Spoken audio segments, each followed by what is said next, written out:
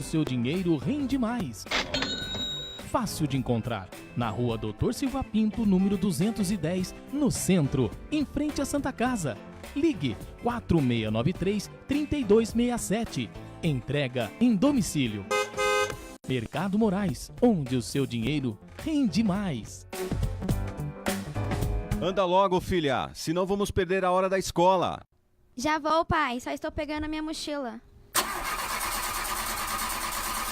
Ah, não. Não acredito que o carro não vai querer pegar de novo. O que aconteceu? Só pode ser a gasolina daquele posto. Pai. Tem que abastecer só nos postos BR ou vai ter que começar a me levar para a escola de bicicleta. São 3 postos da rede Petrobras em Guararema. No bairro Ipiranga, o Alto Posto Reino Sol está localizado na Avenida Antônio Teixeira Muniz, número 1810. No Itapema, você encontra o Alto Posto Porta do Sol, na Avenida Doutor Ademar de Barros, número 662. E no centro está o Alto Posto Manhãs do Sol, na Rua Marcondes Flores, número 500. Rede Petrobras. Além da honestidade e tecnologia, o prazer de bem servir.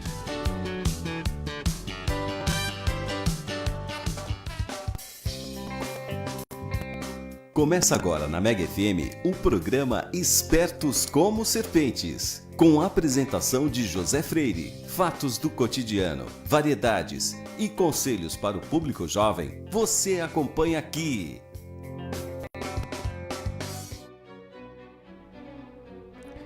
Folha e ramo, água e rocha.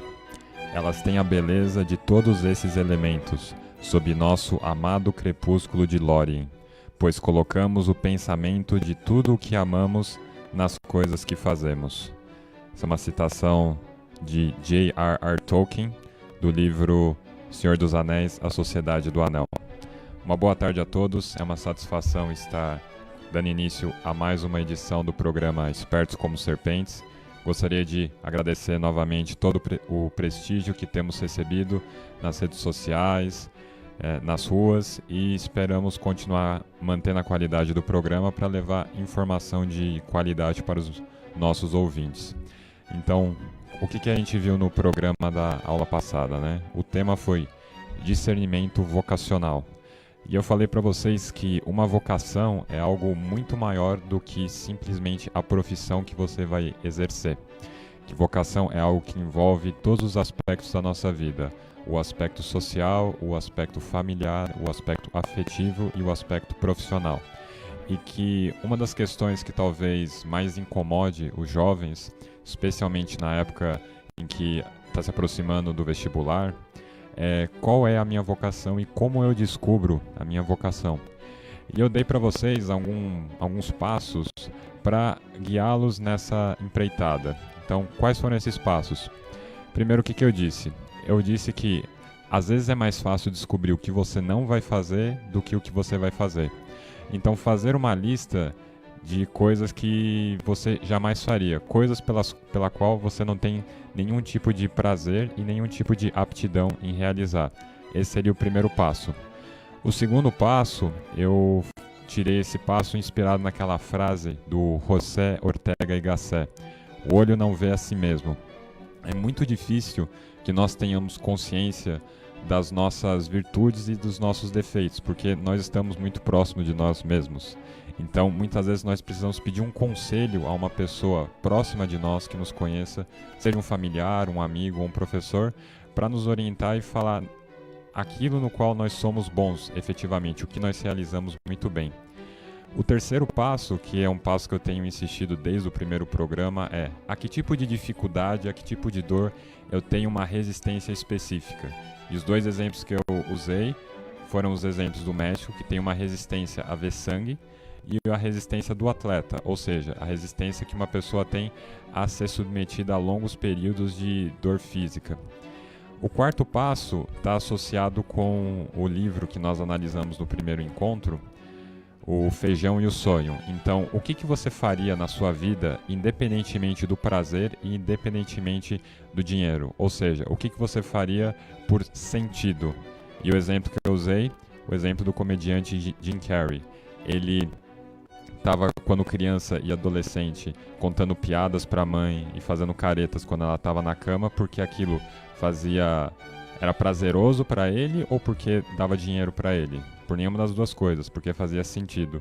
Posteriormente, a questão do dinheiro se tornou um elemento acidental porque ele se tornou um comediante muito bem-sucedido em Hollywood e teve um sucesso financeiro considerável. O próximo passo que eu acabei sugerindo a vocês, na verdade, tratava-se de um exercício, né? O exercício do necrológio. Então, no que consistia esse exercício? Vamos supor que o João vai fazer esse exercício. O João vai supor que ele morreu e que Carlos, que é o amigo dele, está escrevendo para uma terceira pessoa desconhecida, o André, porque a vida do João foi uma vida digna de ser vivida. Ou seja, o João vai pensar no seu eu ideal, pensar que ele realizou todas as suas metas, que ele se realizou o seu pleno potencial na sua vida, em todos os campos, afetivo, familiar, profissional, etc. Por quê? Porque com esse necrológio, com uma imagem clara de quem você quer ser, você pode se orientar muito bem e descobrir o que você vai ser, especialmente no âmbito profissional. Muito bem, já que nós estamos falando durante todos esses programas sobre discernimento vocacional, sentido, vocação, hoje eu vou tratar especificamente do tema do trabalho. E o que a gente precisa pensar sobre o trabalho? Bom, é que na cultura brasileira, isso não é de hoje, o trabalho não é algo socialmente valorizado, especialmente o trabalho manual. Então, eu vou ler aqui um breve trecho desse livro, excelente livro que eu recomendo que todos leiam, Mauá, Empresário do Império, do historiador e jornalista Jorge Caldeira, que vai falar sobre um episódio bem característico na cidade do Rio de Janeiro, em meados do século XIX. O Dr. C conta que um jovem prefere morrer de fome a abraçar uma profissão manual. Diz que há alguns anos aconselhou uma pobre viúva que tinha 2 filhos rapazes, um de 14, outro de 16 anos, a encaminhá-los em ofícios. A viúva ergueu-se, deixou a sala e nunca mais falou com ele, embora tivesse fornecido gratuitamente seus serviços profissionais à família durante 8 anos. Recentemente foi abordado por um funcionário do departamento de polícia que se deu a conhecer como o filho mais velho da viúva, que revelou ter um cargo satisfatório. Ser empregado no governo, na polícia, é honroso, mas descer abaixo de empregos no governo, mesmo para ser negociante, é degradante. Então a gente percebe que, ao menos desde o século XIX, mas isso vem desde a fundação do Brasil, o trabalho, especialmente o trabalho manual, ele não é algo valorizado. O Brasil é o país em que todo mundo quer ser funcionário público. Por quê? Bom, existem pessoas que efetivamente são vocacionadas a isso. E todo funcionário público sério e comprometido sabe que é muito difícil você realizar tudo o que você precisa realizar no dia em 8 horas. Então, quem é funcionário público vocacionado e sabe que tem que realizar um trabalho sério, em geral, trabalha mais do que 8 horas e não raramente leva trabalho para casa se necessário. Agora, muitas pessoas buscam o funcionalismo público simplesmente porque não têm ideia do que mais podem fazer e por uma questão de comodismo, porque tem a ideia de que vão trabalhar pouco e ganhar bem. Uma mentalidade que, convenhamos, é bem medíocre e contribui negativamente para a situação econômica e para o caos social que se instalou no Brasil, não é? Então, você tem esse traço lamentável da cultura brasileira de não valorizar o trabalho. E quando eu falo não valorizar, não estou falando assim, trabalhar muito e trabalhar pouco. É a própria atitude de trabalhar. Quantas vezes você já não ouviu, ou talvez você mesmo tenha proferido a frase: bom, se eu não tivesse que trabalhar, eu não trabalharia. Bom, mas qual o problema disso, né? Bom, o problema é que simplesmente é por meio do trabalho que você coloca comida na sua mesa, que você se veste, que você dá apoio a uma série de organizações da sociedade civil que lutam por uma série de causas, maus tratos contra os animais, causas ambientais, etc. Então a pessoa que se nega, que tem desprezo, ojeriza pelo trabalho,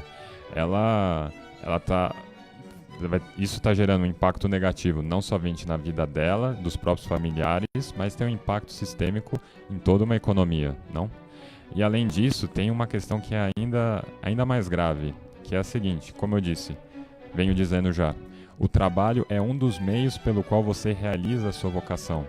Então, a pessoa que não tem uma atitude positiva com relação ao trabalho vai estar condenada a uma existência medíocre durante toda a sua vida, porque ela não tem a atitude necessária para ter um impacto positivo na vida das outras por meio da prestação de algum tipo de serviço. E, novamente, esse trabalho ele não necessariamente é um trabalho profissional, ele pode ser um trabalho doméstico, pode ser um trabalho voluntário, pode ser um trabalho pastoral. São todos trabalhos assim muito dignos de serem realizados e que podem e devem gerar um impacto positivo na vida das pessoas. Mas da onde que vem historicamente, se a gente pudesse identificar algum ponto que deu ensejo a essa atitude com relação ao trabalho de rejeição? Bom, sem dúvida a escravidão tem muito a ver com isso, né? O Brasil foi o penúltimo país da América Latina, não somente, não, na verdade da América toda, a abolir a escravidão, em 1888.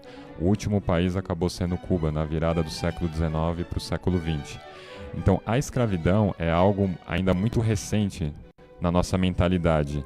E para mim fica muito claro que nós, brasileiros, temos por herança uma mentalidade escravista. Ou seja, a gente sempre quer empurrar o trabalho para ser realizado por outra pessoa. E nós não temos o mesmo apreço pelo trabalho manual. Como foi lido aqui no trecho, trabalhar para o governo, ter algum título é algo muito bem visto, mas o trabalho manual, aquele que é realizado no âmbito do mercado, as pessoas não têm apreço por esse tipo de trabalho. Isso é algo absolutamente lamentável. E como que nós identificamos essa atitude do brasileiro com relação ao trabalho? Bom, a gente pode identificar isso na própria cultura. No início da década de 40, o governo dos Estados Unidos estava profundamente empenhado, no âmbito do que se chamou política da boa vizinhança, a estabelecer uma relação diplomática amistosa com seus vizinhos latino-americanos, por conta do medo de que ideias nazistas e comunistas se infiltrassem na América Latina e ganhassem força. Então você tem uma série de esforços por parte dos Estados Unidos de se aproximar diplomaticamente desses países. Obviamente, do ponto de vista até territorial, o Brasil, na América Latina, é um país estratégico. Então, no início da década de 40, a equipe do Walt Disney veio aqui para o Brasil, visitou alguns lugares e eles ficaram muito encantados com o Rio de Janeiro. E com base no que eles viram no Rio de Janeiro e nos lugares que eles visitaram, eles conceberam um personagem que acho que fez parte da infância de muitas pessoas de uma geração anterior, que é o Zé Carioca. Quem que é o Zé Carioca? É aquele papagaio malandro que não quer saber de trabalhar. Ou seja, percebam a visão que o estrangeiro que vem ao Brasil tem do brasileiro. É um malandro que não quer trabalhar.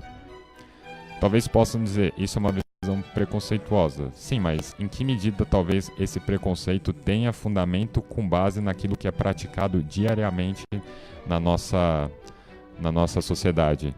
Aquele sujeito que sempre chega aqueles 15, 20 minutos atrasado, sai 15, 20 minutos antes, que estende sempre aquele almoço de 1 hora para 1h30, que está sempre levantando da mesa para conversar, para pegar água, ou seja, aquele sujeito que encontra todos os empecilhos do mundo possíveis para não trabalhar.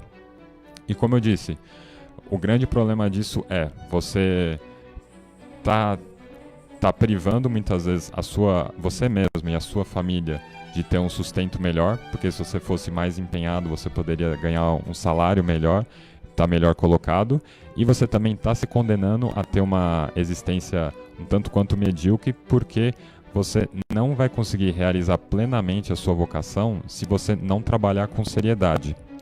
Agora, essa mentalidade, ela existe, mas ela foi em alguma medida diminuída por conta de duas coisas.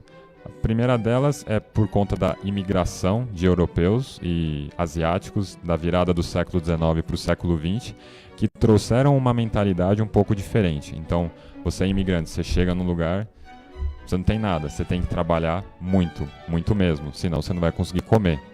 Então, por meio dos imigrantes japoneses, italianos, espanhóis, poloneses, alemães, você teve uma certa cultura do trabalho que passou a ser difundida na cultura brasileira. E posteriormente, com a vinda de multinacionais americanas, canadenses e europeias, a partir principalmente da década de 30, 40 e 50, no mundo corporativo, no mundo financeiro e no mundo do direito, você começou a ter uma cultura do trabalho amplamente difundida. Tanto é que, se você for para São Paulo, é muito claro você ver quão vibrante é aquela cidade, porque as pessoas lá trabalham e trabalham muito. Não necessariamente trabalham por amor, porque querem, mas ao menos elas sabem que têm que trabalhar e buscam realizar um trabalho de qualidade. Então, a gente tem, digamos assim, duas atitudes muito distintas que estão dissolvidas na cultura brasileira com relação ao trabalho. E, além do Zé Carioca, tem dois personagens dos quadrinhos que representam muito bem essa distinção entre o preguiçoso e o workaholic. O que é o workaholic? Aquele sujeito que vive para trabalhar, não trabalha para viver.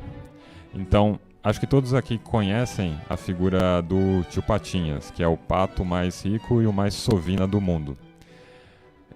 E muitos aqui também conhecem um dos seus sobrinhos, o Pato Donald. Mas talvez um outro parente do Tio Patinhas que não seja muito conhecido é o seu sobrinho Gastão. Quem que é o Gastão? O Gastão, ele é o ganso mais sortudo do mundo. E como o próprio nome dele sugere, é um ganso gastador, que não gosta muito de trabalhar e está sempre na casa do Tio Patinhas pedindo dinheiro para que ele possa gastar. Agora, tanto o Gastão como o Tio Patinhas, eles representam dois tipos de vícios com relação ao trabalho. O primeiro vício é o vício da preguiça, que é o vício do Gastão, e o vício do Tio Patinhas é o vício da avareza, aquele sujeito mão fechada que dá tchau com a mão fechada e não quer compartilhar nada com ninguém. E se você for ver, ambos os vícios têm como raiz uma falta de caridade para com o próximo. Por quê? Aquele sujeito que é preguiçoso, vamos supor alguém que saiba tocar muito bem um instrumento, que saiba contar histórias, que saiba ensinar muito bem, que pinta muito bem uma casa e não dá o seu melhor por uma questão de preguiça, ele está privando o próximo daquilo que ele pode oferecer de melhor. Então a casa não vai ser pintada tão bem, o instrumento não vai ser tocado tão bem, as histórias não serão tão bem contadas, etc. Da mesma maneira, o sujeito que é avarento, ele está deixando de beneficiar as outras pessoas com o fruto do seu trabalho.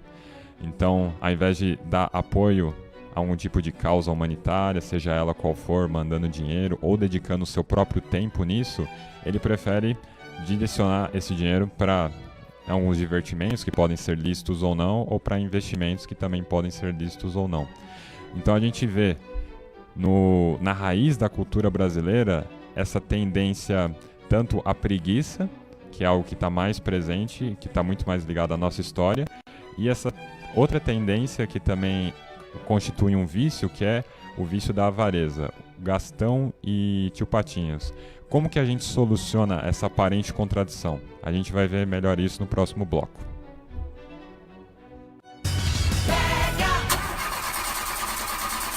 Falhas na partida do seu carro? O consumo de combustível aumentou? Danos no filtro de combustível, nas velas e bomba do motor? Perda de potência? Xiii! Acho que está na hora de abastecer em um local de confiança, hein? Vá até os postos da rede Petrobras em Guararema. Neles, você encontra combustível com qualidade garantida, além da maior linha de óleos, filtros e aditivos da cidade. E pode confiar, lá não entra gasolina formulada. São 3 postos de confiança na cidade. No bairro Ipiranga, o Alto Posto Reino Sol está localizado na Avenida Antônio Teixeira Muniz, número 1810. No Itapema, você encontra o Alto Posto Porta do Sol, na Avenida Doutor Ademar de Barros, número 662. E no centro está o Alto Posto Manhãs do Sol, Rua Marcondes Flores, número 500. Rede Petrobras. Além da honestidade e tecnologia, o prazer em bem servir. Mega FM. Você sabe o que rola aqui na Mega domingo às 10 da manhã? Programa Mega Festa. Produção e apresentação Gomes Mazurca. Programa Mega Festa, domingo às 10 da manhã. Vem pra festa! Graxinha Autopeças e a hora certa. 12:50. Mega FM, sempre ligado em você. Então, voltando como eu havia dito no bloco anterior, como que a gente resolve essa contradição entre esses dois vícios com relação ao trabalho? O Gastão, ou seja, o vício da preguiça, em contraste com o tio Patinhas, o vício da avareza. E a gente tem que fazer a seguinte pergunta: qual que é a virtude associada ao trabalho? E a virtude associada ao trabalho se chama laboriosidade. O próprio fato, às vezes, de não conhecer uma palavra já diz muita coisa. Se a gente não conhece a virtude, a palavra que descreve a virtude associada ao trabalho, é realmente o sinal que, no nosso imaginário, trabalho e virtude são coisas distintas. Mas, na verdade, o que eu quero mostrar com a ideia do sentido do trabalho na vida cotidiana? Que um dos fins, um dos sentidos do trabalho é justamente a formação de virtudes, ou seja, assumindo a atitude correta com relação ao trabalho, você pode se tornar uma pessoa melhor e fazer com que as pessoas ao seu redor estejam melhores, por meio da prestação de um serviço de qualidade, por meio das habilidades de relacionamento que você tem que desenvolver com outras pessoas, por meio do exercício da paciência, da pontualidade, da perseverança e etc. Então, entre esses dois extremos, entre esses dois vícios, a gente tem o quê? A reta medida da virtude. Entre a preguiça e a avareza, nós temos a reta medida do quê? Da laboriosidade. E com isso, a gente começa a entender um pouco mais do sentido do trabalho na vida cotidiana. Eu já falei um deles, né? Então, o trabalho é um meio de você formar virtudes. Para que você trabalhe e trabalhe bem, você precisa o quê? Ser uma pessoa pontual, você precisa ser uma pessoa perseverante e precisa ser uma pessoa ordenada. Você precisa se vestir de determinada maneira, se portar de determinada maneira, se relacionar de determinada maneira. Trata-se de um esforço de ser uma pessoa melhor no relacionamento com seus clientes, com seus colegas de trabalho e também ser uma pessoa mais qualificada tecnicamente, ou seja, você tem que prover um serviço de qualidade. Novamente, seja ele de natureza qual for, tanto de cunho intelectual como de cunho manual.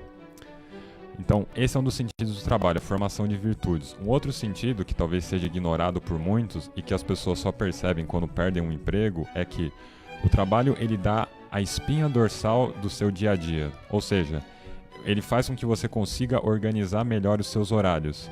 Então, às vezes, quando uma pessoa perde um emprego, está nesse período de entre empregos, procurando emprego, ela fica meio perdida. Por quê? Porque ela não tem uma série de atividades planejadas para o dia que faz com que ela consiga se orientar e utilizar melhor o seu tempo. Então, a pessoa acaba caindo numa situação um pouco, pode parecer paradoxal.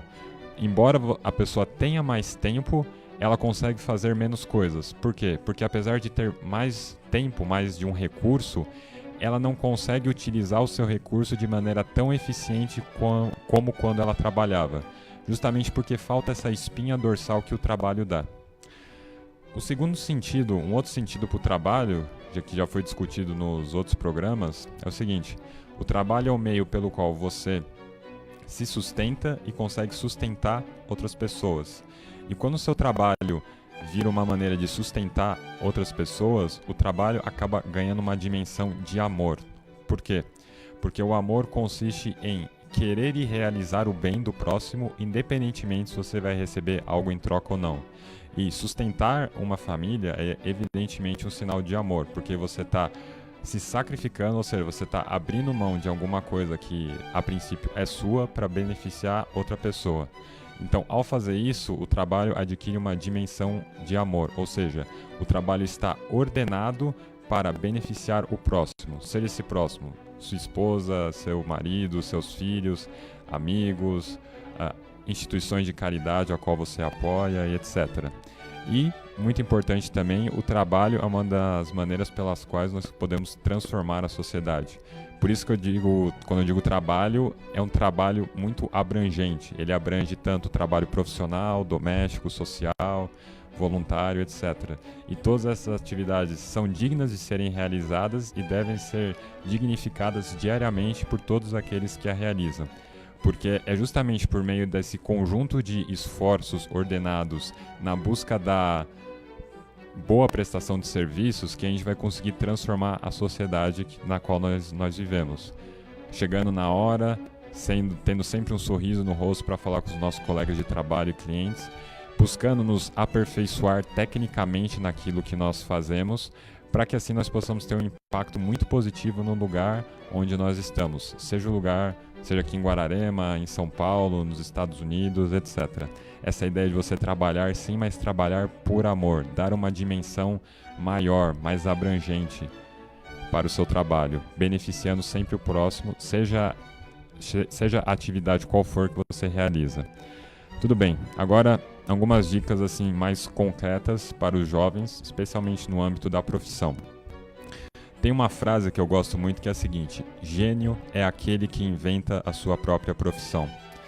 E no século XXI, essa ideia de carreiras tradicionais como nós tínhamos até recentemente, então no Brasil até meados do século XX, a gente tinha ideia do quê? Você tinha as carreiras tradicionais, direito, medicina, engenharia, você tinha o funcionalismo público e você tinha os trabalhos manuais. Normalmente você se pautava no histórico familiar, ou seja, o que meu pai, o que meu avô fazia, eu vou seguir a mesma carreira. Hoje isso daqui não funciona mais. Por quê?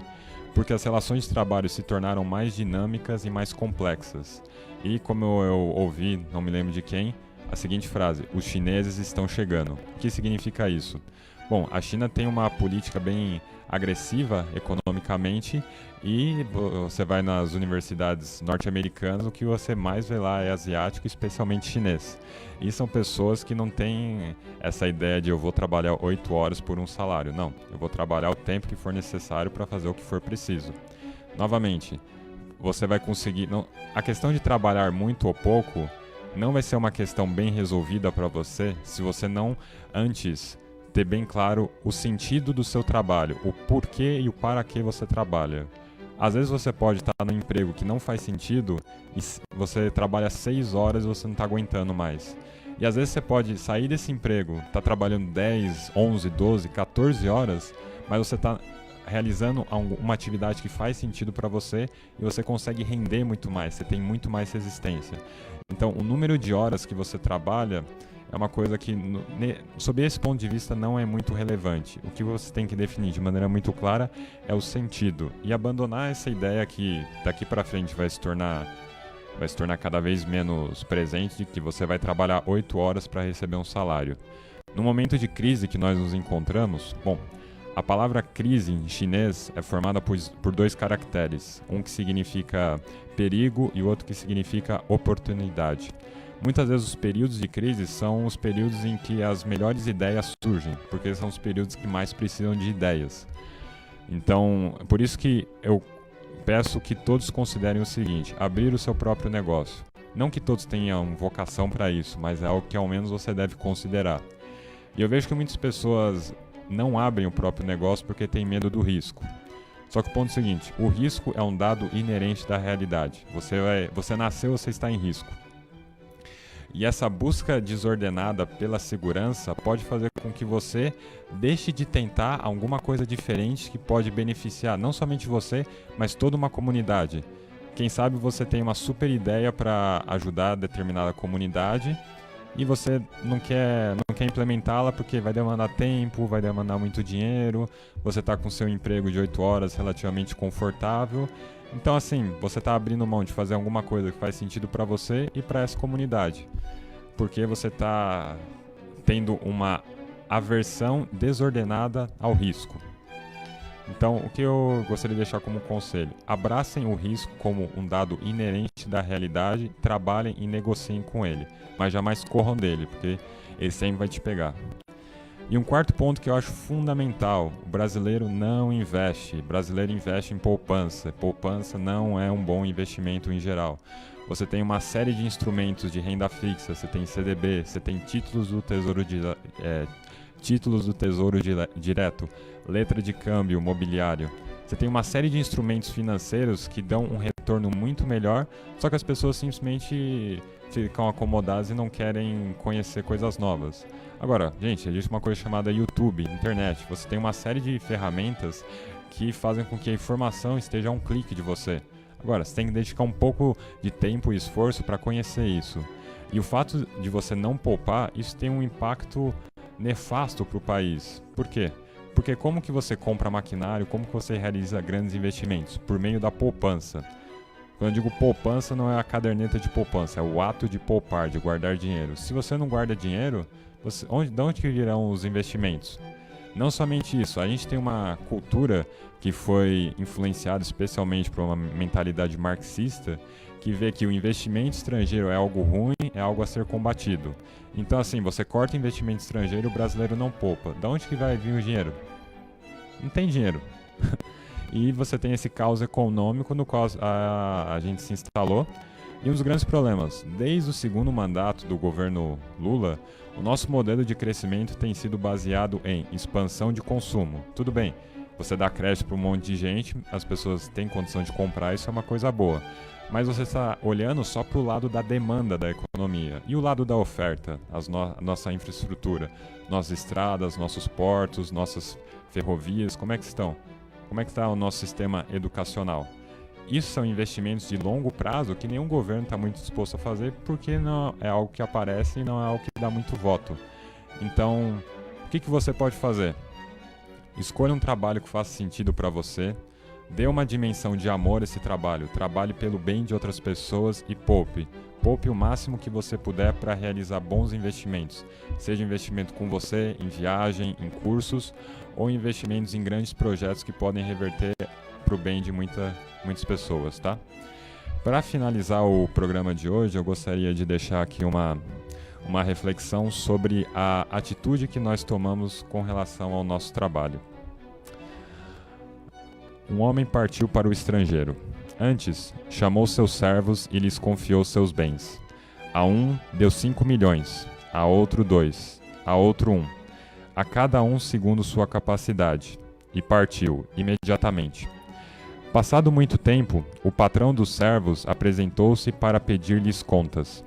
Aproximou-se o que havia recebido 5 milhões e lhe apresentou outros 5, dizendo: Senhor, deste-me 5 milhões. Vê, ganhei outros 5. O patrão lhe disse: Muito bem, servo fiel e cumpridor. Foste confiável no pouco, e eu te ponho à frente do importante. Entra na festa de teu patrão. Aproximou-se aquele que havia recebido 2 milhões e disse: Senhor, deste-me 2 milhões. Vê, ganhei outros 2. O patrão lhe disse: Muito bem, servo fiel e cumpridor. Foste confiável no pouco, eu te ponho à frente do importante. Entra na festa de teu patrão. Aproximou-se também aquele que havia recebido 1 milhão e disse: Senhor, eu sabia que és exigente, que colhes onde não semeaste e recolhes onde não espalhaste. Como tinha medo, enterrei teu 1 milhão, aqui tens o que é teu. O patrão lhe respondeu: Servo indigno e preguiçoso, já sabias que colho onde não semeei e recolho onde não espalhei. Devias ter depositado o dinheiro num banco, para que ao chegar eu o retirasse com juros. Tirai-lhe 1 milhão e dai-o para aquele que tem 10. Pois a quem tem se lhe dará e sobrará, a quem não tem se lhe tirará inclusive o que tem. Qual dos servos nós seremos? O servo bom, cumpridor e fiel, ou o servo preguiçoso que enterra o seu talento e abre mão da oportunidade de prestar um serviço ao próximo? Meu nome é José Freire e sou apresentador do programa Espertos como Serpentes. Fiquem com Deus, uma boa semana.